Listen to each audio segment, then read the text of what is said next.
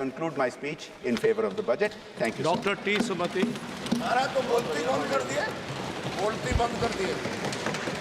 பேரவைத் தலைவர் அவர்களுக்கு நன்றி. தமிழ்நாடு தென்சென்னை தொகுதியிலே இருந்து இரண்டாவது முறையாக இந்த நாடாளுமன்றத்திலே வெற்றி பெற்று நுழைவதற்கு வாய்ப்பளித்த தமிழ்நாட்டிலே தனக்கு வாக்களித்த மக்களுக்கு மட்டுமல்ல வாக்களிக்காத மக்களுக்கும் சேர்த்து ஆண்டுதோறும் நிதிநிலை அறிக்கையை தயாரித்து தருகின்ற பெருமையும் பெருந்தன்மையும் உடைய எங்களுடைய கழகத் தலைவர் மாண்புமிகு முதலமைச்சர் திரு தளபதி M.K. ஸ்டாலின் அவர்களுக்கு நன்றி. தென்சென்னை தொகுதி மக்களுக்கு நன்றி. 400 இடங்களுக்கு மேல் பெறுவோம் என்றெல்லாம் சொல்லிக் கொண்டிருந்த அந்த பகல் கனவை தவிடுபொடியாக்கி 40 இடங்களிலும் NDA கூட்டணியை சார்ந்த கூட்டணி கட்சியை வெற்றி பெறச் செய்த தமிழ்நாட்டு மக்களுக்கு நன்றி. பேரவைத் தலைவர் அவர்களே, சபையிலே மிக பிரதானமாக செங்கோல் வைக்கப்பட்டிருக்கின்றது. நாம் முடியாட்சியிலே இருந்து துறந்து மக்களாட்சிக்கு வந்து வெகு ஆண்டுகாலம் ஆகிவிட்டது. காழ்ப்பு உணர்ச்சியின்றி விருப்பு வெறுப்பு இல்லாமல் பாரபட்சமின்றி இந்தியாவிலே இருக்கின்ற அனைத்து மாநில மக்களையும் ஒரு சேர நடத்த வேண்டும் என்பதுதான் அரசியல் சாசன சட்டம் நமக்கு தந்திருக்கின்ற மக்களாட்சியின் மகத்துவம். ஆனால் அதனை மறந்துவிட்டு தமிழ்நாடு தமிழ் என்கின்ற சொற்களே இல்லாமல் இந்த நிதிநிலை அறிக்கை சமர்ப்பிக்கப்பட்டிருக்கின்றது. ஆகவே என்னுடைய தாய் தமிழில் அருந்தமிழே உன்னால் இருந்தேன், வானோர்தம் விருந்தமிழ்தம் தந்தாலும் வேண்டேன். Oh my dear precious mother tongue, I survive, thrive because of you. I wouldn't pledge it even for the nectar from heaven. என 3000 ஆண்டு பாரம்பரிய மிக்க தமிழ் மொழியிலே என்னுடைய உரையை துவங்கி மேலும் தொடர்கின்றேன். இந்த நிதிநிலை அறிக்கையை சமர்ப்பிக்கும் முன்பாக கூட நம்முடைய நிதியமைச்சர் என்ன சொல்லி இருக்கின்றார்? The government is determined, I quote, to ensure that all Indians regardless of religion, caste, gender and age make substantial progress in realizing their life goals and aspirants, unquote. இந்தியாவிலே இருக்கின்ற மாநிலங்களில் ஒன்றான தமிழ்நாட்டின் தமிழர்களாகிய நாங்கள் அப்படி என்றால் இந்தியர்கள் இல்லையா? ஏன் புறக்கணிக்கப்பட்டிருக்கின்றோம்? இந்த நிதிநிலை அறிக்கையை 7வது முறையாக பட்ஜெட் தாக்கல் செய்திருக்கின்றார் என்று பெருமையோடு அனைவரும் கூறுகின்றார்கள். அது மகிழ்ச்சிதான். 8 முறை தமிழ்நாட்டிற்கு மாண்புமிகு பிரதமர் அவர்கள் வருகை தந்தும் ஒரு இடத்தில் கூட அவர்தம் கூட்டணி கட்சிகளை சார்ந்தவர்களை வெற்றி பெற செய்யவில்லை தமிழ்நாட்டு மக்கள் என்றுதான் ஜனநாயகத்தை உயர்த்தி பிடித்த, கூட்டாட்சி தத்துவத்தை உயர்த்தி பிடித்த, மத நல்லிணக்கத்தை உயர்த்தி பிடித்த தமிழ்நாட்டு மக்கள் பழிவாங்கப்பட்டிருக்கிறார்கள் என்று நாங்கள் சொல்லவில்லை, 8 கோடி தமிழ் மக்கள் சொல்லுகின்றார். 10 ஆண்டுகளாக திரும்பி பார்த்திராத அண்டை மாநிலங்களான நம்முடைய பீகாருக்கும் ஆந்திர பிரதேசத்திற்கும் அள்ளி அள்ளி கொடுத்திருக்கின்ற ஒன்றிய அரசாங்கத்திற்கு தமிழ்நாட்டிற்கு கிள்ளி கொடுப்பதற்கு கூட மனமில்லை. ஏப்ரல் மாத GST வசூல் மூலம் பீகார் மாநிலம் ஒன்றிய அரசிற்கு கொடுத்தது 1992 கோடி. ஆனால் தமிழ்நாடு கொடுத்தது 12210 கோடி. பீகாருக்கு ஒன்றிய அரசாங்கம் இந்த நிதிநிலை அறிக்கையிலே வாரி வழங்கி இருப்பது 37500 கோடி. தமிழ்நாட்டிற்கு சுழியம், அதாவது 0. இதுதான் மாண்புமிகு பிரதமர் அடிக்கடி சொல்லுகின்ற வசுதேவ குடும்பகம், உலகமெல்லாம் எங்களுடைய குடும்பம் என்பதன் அர்த்தமா? விஸ்வகுருவின் நீதி பரிபாலனம் இதுதானா? இந்த நிதிநிலை அறிக்கையிலே 5 முறை நிதி அமைச்சர் 5 முறை ஆந்திர பிரதேசம் என்ற சொல்லை உச்சரித்திருக்கின்றார், 5 முறை பீகார் என்ற சொல்லை உச்சரித்திருக்கின்றார். ஆனால் ஒரு முறை கூட தமிழ்நாடு, ஏன் தமிழ்நாடு மட்டுமல்ல, தமிழ்நாடு நம்முடைய தெலுங்கானா, கர்நாடகா ஆகிய மாநிலங்களின் பெயரை உச்சரிக்கவில்லை, கேரளாவினுடைய பெயரை உச்சரிக்கவில்லை. எனக்கு இப்பொழுது ஹொசெமின் என்கின்ற வியட்நாம் மக்களுக்கான சுதந்திரத்துக்காக போராடிய அவருடைய கூற்று நினைவிற்கு வருகிறது. அவர் சொன்னார், தெற்கில் இருந்து தான் எதுவும் தொடங்கும் என்று சொன்னார். தொடங்கிய எதையும் அவருடைய வழியிலே எங்களுடைய முத்தமிழறிஞர் தலைவர் கலைஞர் சொன்னார், தொடங்கிய எதையும் தொடர்ந்து முடிக்கின்ற வலிமையும் தெற்கிற்கு உண்டு என்று சொன்னார். ஆகவே தான் தொடர்ந்த போராட்டமாக நிதி ஆயோக் என்னும் அந்த அமைப்பு 13 தளங்களிலே முதல் இடத்திலே இருக்கின்ற பெருமை தமிழ்நாட்டிற்கு உரியது என்று சொல்லி இருக்கின்ற அந்த நிதி ஆயோக் கூட்டத்தை எங்களுடைய தமிழ்நாட்டினுடைய முதலமைச்சர் புறக்கணித்திருக்கின்றார். அடுத்த அண்டை மாநிலத்தினுடைய முதலமைச்சர் அவர்களும் புறக்கணித்திருக்கின்றார்கள். எங்களுடைய அன்பிற்குரிய மாநிலங்களான சிக்கிம், ஹிமாச்சல் பிரதேசம், உத்தரகண்ட் ஆகிய மாநிலங்களுக்கு பேரிடர் மேலாண்மை நிதி வழங்கப்பட்டிருக்கின்றது. அதிலே எங்களுக்கு மனமாச்சரியம் இல்லை, மனக்குறைபாடு கிடையாது. ஏனென்றால் அனைத்து மாநிலங்களையும் சகோதர உணர்வோடு பார்க்கின்றவர் தான் எங்களுடைய முதலமைச்சர். ஹிமாச்சல பிரதேசத்திற்கு 10 கோடி ரூபாய் நிவாரண நிதியை அனுப்பி வைத்திருக்கின்றார். கேரள மாநிலத்திற்கு வெள்ள பேரிடர் நிதியை அனுப்பி வைத்திருக்கின்றார்.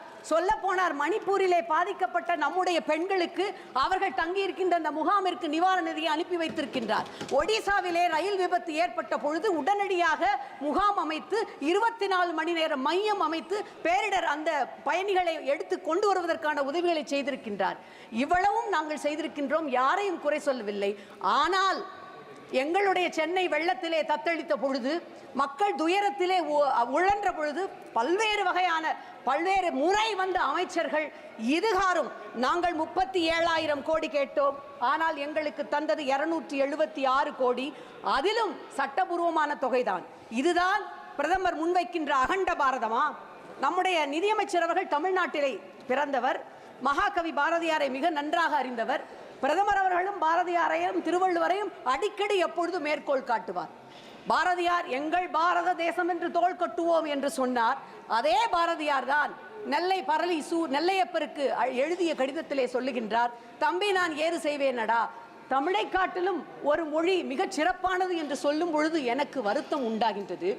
தமிழர்களை காட்டிலும் பிரிதொருவர் வலிமையானவர்கள், உயர்வானவர்கள் என்று சொல்லுவதிலே எனக்கு சம்மதம் இல்லை என்று சொன்னார். இதில் ஏதோ உயர்வு தாழ்ச்சி இவற்றை கொண்டு வரவில்லை, பாக பிரிவினை அல்லது எதை பற்றியும் நான் பேசவில்லை. ஆனால் உரிமை என்று வரும் பொழுது நம்முடைய உரிமைக்காக குரல் கொடுக்க வேண்டும். உங்கள் எதிரிகள் தான் உங்களுடைய ஆயுதத்தை தீர்மானிக்கிறார்கள் என்னும் செகுவாராவினுடைய அந்த சொற்றொடரை பின்பற்றி இன்றைக்கு நாங்கள் எங்கள் உரிமை குரலை இங்கே ஒலிக்க வேண்டியவர்களாக இருக்கின்றோம். கூட்டணி கட்சிகளை மட்டுமே திருப்திப்படுத்த சமர்ப்பிக்கப்பட்டிருக்கின்ற இந்த பட்ஜெட்டை நான் it is not an all India budget, it is an alliance budget என்று சொல்லுகின்றேன். ஏனென்றால் கூட்டணியிலே அங்கம் வகிக்காத, ஓர் இடத்திலே கூட இந்த என்டிஏ கூட்டணியை வெற்றி பெற செய்யாத எங்களுடைய தமிழ்நாடு முற்றிலுமாக புறக்கணிக்கப்பட்டிருக்கின்றது. தமிழ்நாட்டிற்கு என்று எந்த பிரதானமான மிகப்பெரிய திட்டங்கள் எதுவுமே இங்கே கொடுக்கப்படவில்லை. நெடுஞ்சாலை திட்டமாகட்டும், ரயில் திட்டங்களாகட்டும், அல்லது கோவை மதுரை நகரங்களுக்கான மெட்ரோ ரயில் குறித்த திட்டங்களாகட்டும், அத்தனையும் கிடப்பிலே போடப்பட்டிருக்கின்றது. ஒன்றை இங்கே சுட்டிக்காட்ட விரும்புகின்றேன். இங்கே நிதி அமைச்சர் அறிவித்திருக்கின்ற பல திட்டங்கள் எங்களுடைய திராவிட மாடல் ஆட்சியிலே இருந்து எடுக்கப்பட்ட திட்டங்களாகும். 1000 தொழிற்பயிற்சி மையங்கள் மேம்பாட்டு திட்டமாகட்டும், மகளிருக்கான தோழி விடுதிகள், அது அங்கே தமிழ்நாட்டிலே மிகச் சிறப்பாக நடைபெறுகிறது. தொழிலாளர் தங்கும் விடுதிகளாகட்டும், ஏற்கனவே செயல்படுத்தப்பட்டு வரும் திட்டங்களை அவர் எடுத்து கையாண்டிருப்பதற்காக அந்த நன்றிக்காகவாவது தமிழ்நாட்டிற்கு அவர் நிதியை ஒதுக்கி இருக்க வேண்டாமா? ஏற்கனவே நிதிச்சுமையிலே தள்ளாடி கொண்டிருக்கின்ற தமிழ்நாடு, உதாரணத்திற்கு தென் சென்னை தொகுதியை எடுத்துக்கொண்டீர்கள் என்றால், சென்னை மெட்ரோ 2ஆம் கட்ட ரயில் திட்டம் இருக்கிறது அல்லவா? அதற்கான அடிக்கட் 2010ஆம் ஆண்டு நம்முடைய மாண்புமிகு ஒன்றிய அமைச்சர் அவர்களால் நாட்டப்பட்டது. சென்னையிலே கலைவாணர் அரங்கத்திலே 2011ஆம் ஆண்டு நம்முடைய மாண்புமிகு பிரதமர் அவர்கள் அதற்கு நிதியை அறிவிக்கின்றார், 63,000 கோடி அளிக்கப்படும் என்று. ஆனால் இன்று வரை ஒரு அம்மஞ்சல்லி கூட, அதாவது ஒரு நையா பைசா கூட அந்த திட்டத்திற்கு ஒதுக்கவில்லை. தமிழ்நாட்டு மக்கள் அனைவரும் நம் மக்கள் என்னும் கருணை உள்ளத்தோடு எங்களுடைய மாண்புமிகு முதலமைச்சர் அவர்கள் 33,000 கோடி ரூபாய் ஒதுக்கி அந்த பணியை துவக்கி இருக்கின்றார். ஏற்கனவே அந்த நிதிச்சுமை. இப்பொழுது பாருங்கள், பிரதம மந்திரியின் வீடு வழங்கும் திட்டத்தில் அடுத்த 5 ஆண்டுகளில் 3 கோடி வீடுகள் கட்டப்படும் என்று அறிவித்திருக்கின்றார் நிதியமைச்சர். ஒரு வீட்டிற்கான ஒன்றிய அரசின் பங்கினை உயர்த்துவது குறித்து இந்த நிதிநிலை அறிக்கையிலே எந்த விதமான அறிவிப்பும் இல்லை. ஒன்றிய அரசின் பங்கு ஒரு வீடு கட்டுவதற்கு 1.5 லட்சம் என்றால் மாநில அரசாங்கம் 12 இருந்து 14 லட்சம் ரூபாய் செலவு செய்ய வேண்டும். ஆனால் செலவழிப்பது மாநில அரசாங்கம், திட்டத்தின் பெயர் மட்டும் பிரதம மந்திரி வீடு கட்டுகின்ற திட்டம். இது எந்த விதத்திலே நியாயம்? இன்னும் சொல்ல போனால் முத்திரைத்தாள் மாநில அரசுகளின் பட்டியலில் உள்ளது, அதனை குறைக்குமாறு மாநில அரசுகளுக்கு அறிவுறுத்தி இருக்கின்றது. எங்களுடைய தமிழ்நாட்டு முதலமைச்சர் கேட்கின்றார், அறிவுறுத்துகிறீர்கள், ஆனால் அதற்கான இழப்பீட்டு தொகையை நீங்கள் வழங்க வேண்டும் அல்லவா? ஏற்கனவே தமிழ்நாட்டின் சரக்கு சேவை வரி விதிப்பால் தமிழ்நாட்டிற்கு ஆண்டொன்றிற்கு ஏற்பட்ட 20,000 கோடி ரூபாய் இழப்பிற்கு இதுவரை நீங்கள் இழப்பீடு வழங்கியிருக்கிறீர்களா என்று கேட்கின்றார். அவர் மட்டும் அல்ல, தமிழ்நாட்டு மக்கள் அத்தனை பேரும் கேட்கின்றார்கள். இந்த பட்ஜெட் என்பது 5 அம்ச திட்டங்களை உள்ளடக்கியதாக இருக்கிறது. It is a prime minister's package என்று நிதிநிலை அமைச்சர் அவர்கள் தெரிவித்திருக்கின்றார். சென்ற இன்டரிம் பட்ஜெட்டிலேயே ஒரு பிராட் ஃப்ரேம்வொர்க்கில் பெண்கள், உழவர்கள், ஏழைகள், இளைஞர்கள் இவர்களுக்கு முன்னுரிமை கொடுத்து இந்த பட்ஜெட் சிறப்பாக செயல்படுத்தப்படும் என்று சொல்லியிருந்தால் அதிலே ஒரு சிறிய ஒரு உள்கட்டமாக இந்த பிரைம் மினிஸ்டர்ஸ் பேக்கேஜை அறிவித்திருக்கின்றார். வேலை வாய்ப்பு, கல்வி, திறன் மேம்பாடு, பெண்களுக்கான முன்னேற்றம் என்பதுதான் அந்த 5 அம்ச திட்டம். வேலை வாய்ப்பை எடுத்துக்கொள்ளுங்கள். அடுத்த 5 ஆண்டுகளில் 4.1 கோடி இளைஞர்களுக்கு வேலை வாய்ப்பு, திறன் மேம்பாடு முயற்சிகளுக்கு 2 லட்சம் கோடி செலவு செய்யப்படும் என்கின்றார். 2014 5.44% இருந்த வேலை வாய்ப்பின்மை அன்எம்ப்ளாய்மெண்ட் 2024 9.2 உயர்ந்திருக்கின்றது. சமீபத்திலே குஜராத் மாநிலத்தில் பரூச் மாவட்டத்தில் அங்கலீஸ்வர் என்கின்ற ஊரில் தனியார் நிறுவனம் நடத்திய ஒரு நேர்காணலில் ஆயிரக்கணக்கான இளைஞர்கள் கூடிய அந்த கட்டடமே இடிந்து விழுகின்ற அபாயத்தை வந்தது. இதுதான் 10 ஆண்டு கால பாஜக அரசினுடைய சாதனை. உடனே அடுத்ததாக திறன் மேம்பாட்டுக்கு வாருங்கள். 5 ஆண்டுகளில் 500 நிறுவனங்களில் 1 கோடி இளைஞர்களுக்கு இன்டர்ன்ஷிப் வாய்ப்புகள் தரப்படும், ஊக்கத்தொகை 5000 அளிக்கப்படும் என்கிறார்கள். இந்த இன்டர்ன்ஷிப் பயிற்சி செலவில் 10% இந்த நிறுவனங்கள் CSR நிதியிலே இருந்து வழங்குமாம். அதாவது 5 ஆண்டுகளில் 60,000 கோடி ரூபாய். இவையும் பெரு நிறுவனங்களுக்கு மட்டுமே பயன் தரும். MSME என்று சொல்லப்படுகின்ற சிறு குறு நிறுவனங்களோ அல்லது ஸ்டார்ட் அப்போ இவையால் பயன்பெறப் போவதில்லை. அடுத்த 5 ஆண்டுகளில் 20 லட்சம் இளைஞர்களுக்கு திறன் பயிற்சி வழங்குவதாக அறிவித்திருக்கின்றார் நிதியமைச்சர். ஆனால் பேரவைத் தலைவர் அவர்களே, தமிழ்நாட்டில் மட்டும் ஒரு ஆண்டிற்கு 15 லட்சத்திற்கு மேற்பட்ட இளைஞர்களுக்கு திறன் மேம்பாட்டு பயிற்சி வழங்கி வருகின்றார் எங்களுடைய முதலமைச்சர். ஃபார்மல் செக்டரில் முதன்முறையாக பணியிலே சேர்கின்ற இளைஞர்களுக்கு 1 மாத ஊதியம் வழங்கப்படும்.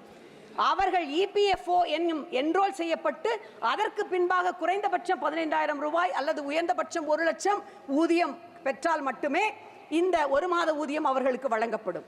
ஒன்றை நினைவூட்டுகின்றேன், குறைந்தபட்சம் 20 தொழிலாளர்கள் இருந்தால்தான் ஒரு நிறுவனம் EPFO சட்டத்திற்குள் வரும்.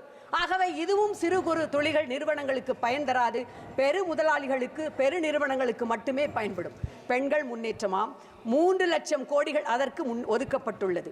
ஆனால் கிராமப்புற பொருளாதாரத்தை அடியோடு சீர்குலைக்கின்ற மன்ரேகா திட்டத்திற்கான நிதி முற்றிலுமாக முடக்கப்பட்டிருக்கின்றது. இது எப்படி இருக்கின்றது? நாரி சக்தி என்று சொல்லுகிறீர்கள். இதுகாரும் எங்களுடைய பாதிக்கப்பட்ட மணிப்பூர் பெண்களுக்கான நிவாரண நிதியை இந்த அரசு வழங்கி இருக்கின்றதா? மன்ரேகா நிதியை முற்றிலுமாக குறைத்துவிட்டு மணிப்பூர் பெண்களுக்கு அந்த நிவாரண உதவியை வழங்காமல் இருப்பது என்பது எப்படி இருக்கிறது தெரியுமா? படிப்பது ராமாயணம், இடிப்பது பெருமாள் கோயில் என்பது போலல்லவா இருக்கின்றது. இன்னும் சொல்ல போனால் ஒன்றை நான் உங்களிடையே இங்கே சுட்டிக்காட்ட விரும்புகின்றேன். கல்வி, வேலை வாய்ப்பு, திறன் மேம்பாட்டு திறன், பெண்கள் முன்னேற்றம், இப்படி sir I am the second speaker, just 5 minutes. இப்படி அனைத்திலுமே அடிப்படை கட்டமைப்புகளை சிதைத்துவிட்டு கோபுரத்திலே உங்களை உட்கார வைப்போம் என்கின்ற பொய் வாக்குறுதிகளை அள்ளி தெளிப்பதாக இருக்கின்றது. கல்வி என்று வரும்பொழுது நீங்கள் அடிப்படை கல்விக்கான இவ்வளவு கோடிகள் ஒதுக்குகிறீர்கள் என்று சொல்கின்றீர்கள். ஆனால் மேற்படிப்புக்காக நடைபெறுகின்ற நுழைவுத் தேர்வுகளிலே நடைபெறுகின்ற மோசடி, வினாத்தாள் கசிவு, இன்னும் சொல்ல போனால் உலகில் எங்குமே கேள்விப்படாத அளவிற்கு நகைச்சுவைக்கு உரிய கிரேஸ் மார்க் தருகின்ற மதிப்பெண்கள் தருகின்ற it has become a biggest farce of the century. தருகின்ற முறையை ஒழித்து கட்டாமல் கல்விக்காக நாங்கள் மேம்பாட்டு நிதி ஒதுக்குவோம் என்பது மிக நகைப்பிற்கு உரியதாக இருக்கின்றது. ஆகவேதான் நான் இந்த பட்ஜெட்டை a base budget, BASE in caps, without a base என்கின்றேன். It is a Bihar, Andhra Pradesh satisfying elbow greasing budget. Base budget without any base. நான் இங்கு 1910ஆம் ஆண்டு 11ஆம் ஆண்டு பிரிட்டிஷ் பாராளுமன்றத்திலே அன்றைய லிபரல் அரசாங்கத்தினால் சமர்ப்பிக்கப்பட்ட நிதிநிலை அறிக்கை ஒன்றை சுட்ட விரும்புகின்றேன். பீப்புள்ஸ் பட்ஜெட் என்று அது இன்றளவும் பாராட்டப்படுகின்றது. ஏனென்றால் அது பிரிட்டனில் உள்ள வசதிமிக்க பெருமுதலாளிகளிடம் உள்ள பணத்தை அவர்களிடம் வரியாக பெற்று சமூக நலன் சார்ந்த திட்டங்களுக்கு பயன்படுத்தும் அறிவிப்பை வெளியிட்டது. அதை தயாரித்தவர்கள் டெரிபிள் ட்வின்ஸ் என்று சொல்லப்படுகின்ற அன்றைய chancellor of exchequer David Lloyd George, அவரது நண்பர் வின்ஸ்டன் சர்ச்சில். ஆனால் இந்த பட்ஜெட் அதற்கு எதிர்மாறாக மாநிலங்களை மாற்றாந்தாய் மனப்பான்மையோடு அணுகுகின்ற step motherly budget. I would like to quote our party supremo, the founder of our party, அவர் பேரறிஞர் அண்ணாதுரை இங்கே மேலவை உறுப்பினராக இருந்த பொழுது அவர் பேசியதை இங்கே குறிப்பிட விரும்புகின்றேன். I quote, "What right has this government to demand more and more taxes when their performance is of such a low order? I think that this government, after having taxed the people so much, has not given proper returns or proper accounts to the nation. Therefore, though I realize that I do not have the power to stop it, I cannot abet a crime of allocating colossal sums to this inefficient, unrealistic, unresponsive and undemocratic government that is being carried on. But whatever may be the criticism that is offered on this side, they have their numbers and their logic is based on numbers. Therefore, Mr. Chairman, offering this criticism, we have to go to the other forum and receive justice from the only one source, the public. And Mr. Chairman, we are confident of getting a proper verdict. Those were the words by our CNN-A. We have had a proper verdict. எங்களுடைய மக்கள் மிகச் சரியான தீர்ப்பை வழங்கியதால் தான் மெஜாரிட்டியாக இருந்த பாஜக அரசாங்கம் இன்றைக்கு மைனாரிட்டியாக இருக்கின்றது. மேலும் தமிழன் என்றொரு இனம் உண்டு, தனியே அவருக்கு ஒரு குணம் உண்டு. இதை மறந்து மேலும் தமிழர்களை, தமிழ்நாட்டை இந்த அரசாங்கம் வஞ்சிக்குமானால் நம்முடைய மாண்புமிகு நிதியமைச்சர் அவர்கள் சிலப்பதிகாரத்தை மிக நன்றாக அறிவார். அந்த காப்பியத்தில் இளங்கோ அடிகள் கூறிய அந்த வரியை நான் நினைவூட்டுகின்றேன். மேலும் தமிழ்நாட்டை, தமிழ் மக்களை வஞ்சித்தால் இளங்கோ அடிகளுடைய அந்த வரிகளைத்தான் நான் நினைவூட்ட வேண்டும். அரசியல் பிழைத்தோருக்கு அறம் கூற்றாகும். அரசியல் பிழைத்தோருக்கு அறம் கூற்றாகும். நன்றி.